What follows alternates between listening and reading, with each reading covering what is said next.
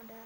Laporan perubahan modal atau ekuitas secara sederhana diartikan sebagai laporan keuangan yang harus dibuat oleh perusahaan yang menggambarkan peningkatan atau penurunan aktiva bersih atau kekayaan selama periode yang bersangkutan berdasarkan prinsip pengukuran tertentu yang dianut. Akun spesifik yang dikelola oleh bisnis untuk total modal pemiliknya bergantung pada organisasi hukum entitas bisnis. Salah satu jenis utama organisasi hukum bisnis adalah korporasi, dan pemiliknya adalah pemegang saham. Perusahaan mengeluarkan kepemilikan saham yang disebut modal saham. Pergerakan modal pemegang saham selama periode akuntansi terus terdiri dari unsur-unsur berikut. 1. Laba atau rugi bersih selama periode akuntansi yang dapat diatribusikan kepada pemegang saham. 2. Menambah atau mengurangi cadangan modal. 3. Pembayaran dividen kepada pemegang saham. 4. Keuntungan dan kerugian diakui langsung dalam ekuitas. 5. Pengaruh ke perubahan kebijakan akuntansi. 6. Efek koreksi kesalahan periode sebelumnya. Komponen pada laporan perubahan modal. 1. Modal awal merupakan saldo pada awal periode pelaporan komparatif sebagaimana tercermin dalam laporan posisi keuangan periode sebelumnya. Modal awal tidak disesuaikan sehubungan dengan koreksi kesalahan periode sebelumnya yang diperbaiki pada periode berjalan dan juga dampak perubahan kebijakan akuntansi yang diterapkan selama tahun berjalan karena disajikan secara terpisah dalam laporan perubahan modal. 2. Pengaruh perubahan kebijakan akuntansi. Karena perubahan kebijakan akuntansi diterapkan secara retrospektif, penyesuaian diperlukan dalam cadangan pemegang saham pada awal periode pelaporan komparatif untuk menyajikan kembali ekuitas awal ke jumlah yang akan ditentukan pada kebijakan akuntansi baru selalu diterapkan. 3. Pengaruh koreksi kesalahan periode sebelumnya. Efek koreksi kesalahan periode sebelumnya harus disajikan secara terpisah dalam laporan perubahan modal sebagai penyesuaian. Efek dari koreksi mungkin tidak dijatuhkan terhadap saldo awal modal, sehingga jumlah yang disajikan dalam laporan periode berjalan dapat dengan mudah direkonsiliasi dan dilacak dari laporan keuangan periode sebelumnya. 4. Saldo yang disajikan kembali merupakan ekuitas yang dapat diatribusikan kepada pemegang saham pada awal periode komparatif setelah penyesuaian sehubungan dengan perubahan kebijakan akuntansi dan koreksi kesalahan periode sebelumnya seperti dijelaskan pada poin ketiga. 5. Perubahan modal saham. Masalah modal saham lebih lanjut selama periode tersebut harus ditambah dalam laporan perubahan modal, sedangkan penukaran saham harus dikurangkan dari laporan tersebut. Efek dari penerbitan dan pelunasan saham harus disajikan secara terpisah untuk cadangan modal saham dan cadangan premia saham. 6. Dividen. Pembayaran dividen yang dikeluarkan atau diumumkan selama periode tersebut harus dikurangkan dari ekuitas pemegang saham karena merupakan distribusi kekayaan yang dapat diatribusikan kepada masing-masing pemegang saham. 7. Laba rugi untuk periode tersebut merupakan laba atau rugi yang diatribusikan kepada pemegang saham selama periode seperti yang dilaporkan dalam laporan laba rugi yang kami laporkan di atas. 8. Perubahan dalam cadangan revaluasi. Keuntungan dan kerugian revaluasi yang diakui selama periode tersebut harus disajikan dalam laporan perubahan modal sejauh hal tersebut diakui di luar laporan laba rugi. Keuntungan revaluasi yang diakui dalam laporan laba rugi karena pembalikan rugi penurunan nilai sebelumnya tidak akan disajikan secara terpisah dalam laporan perubahan ekuitas. Hal tersebut sudah dimasukkan dalam laba rugi untuk periode yang bersangkutan. 9. Keuntungan dan kerugian lainnya. Keuntungan dan kerugian lainnya yang tidak diakui dalam laporan laba rugi dapat disajikan dalam laporan perubahan modal seperti keuntungan dan kerugian aktuarial yang timbul dari penerapan pajak biaya masuk, nilai tukar, dan lain-lain. 10. Saldo akhir merupakan saldo cadangan ekuitas pemegang saham pada akhir periode pelaporan sebagaimana tercermin dalam laporan posisi keuangan.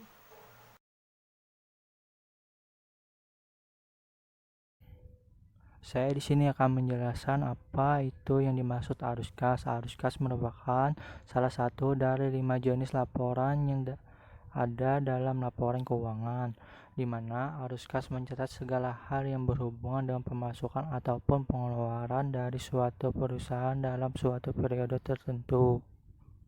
Sedangkan tujuan dari pembuatan arus kas itu untuk memberikan informasi mengenai pendapatan maupun pengeluaran suatu perusahaan pada periode akuntansi. Dalam pembuatan arus kas dibagi menjadi dua metode, yaitu metode tidak langsung maupun metode langsung. Pada metode tidak langsung, arus kas disusun atas 3 komponen utama, yaitu arus kas yang berasal dari kegiatan usaha, arus kas berasal dari kegiatan investasi, dan arus kas yang berasal dari kegiatan pendanaan. Arus kas yang berasal dari kegiatan usaha adalah arus kas yang berasal dari transaksi yang berasal dari kegiatan itu sendiri. Contoh transaksi yang mencakup penerimaan uang dari konsumen, pembayaran utang, pembayaran gaji karyawan, dan lain sebagainya. Arus kas yang berasal dari kegiatan investasi adalah arus kas dalam bentuk pemasukan dan pengeluaran berhubungan dengan aktivitas penjualan dan pembelian dari aktivitas perusahaan. Contohnya transaksi yang mencakup penjualan dan pembelian aset tetap seperti peralatan dan gedung. Arus kas yang berasal dari kegiatan pendanaan adalah arus kas yang dapat mempengaruhi utang dan ekuitas perusahaan. Contohnya penjualan obligasi, pembayaran dividen, emisi saham, dan pelunasan kredit dari bank. Dalam metode langsung, arus kas melaporkan kelompok penerimaan dan pengeluaran kas dari kegiatan operasional perusahaan. Setelah itu dilanjutkan dengan kegiatan investasi dan pembiayaan. Untuk membuat laporan arus kas, ada 2 sumber data yang dibutuhkan, yaitu laporan laba rugi dari periode yang sedang berlangsung dan neraca periode yang berasal dari periode yang sedang berlangsung dengan neraca periode dari periode sebelumnya. Cara untuk mengetahui apakah kas pada arus kas ada mengalami pertambahan atau penurunan adalah dengan cara membandingkan antara arus kas periode tahun ini dengan periode tahun lalu. Catatan atas laporan keuangan adalah bagian dari laporan keuangan yang menyajikan informasi tambahan atas pos-pos dalam laporan posisi keuangan, neraca, laporan laba rugi komprehensif, laporan perubahan ekuitas, laporan arus kas, dan merupakan referensi silang atas masing-masing pos dalam 4 laporan keuangan tersebut. Misalnya, antara neraca dan notes to the financial statements call. Informasi yang disampaikan untuk masing-masing pos harus diungkapkan seluruhnya, kecuali pengungkapan tersebut tidak relevan atau tidak dapat diterapkan oleh perusahaan. Maka perusahaan menyesuaikan dengan karakteristik industri. Dalam hal penjelasan tersebut, perusahaan harus menyatakan dalam bentuk nilai atau presentasi untuk menjelaskan adanya bagian dari suatu jumlah, tidak menggunakan kata sebagian.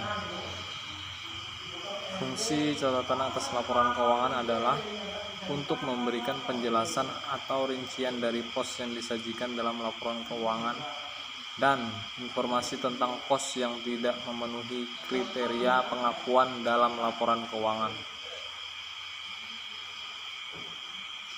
Sebagaimana dipahami bahwa tujuan laporan keuangan dibuat oleh manajemen perusahaan untuk mempertanggungjawabkan tugas yang dibebankan oleh pemilik perusahaan.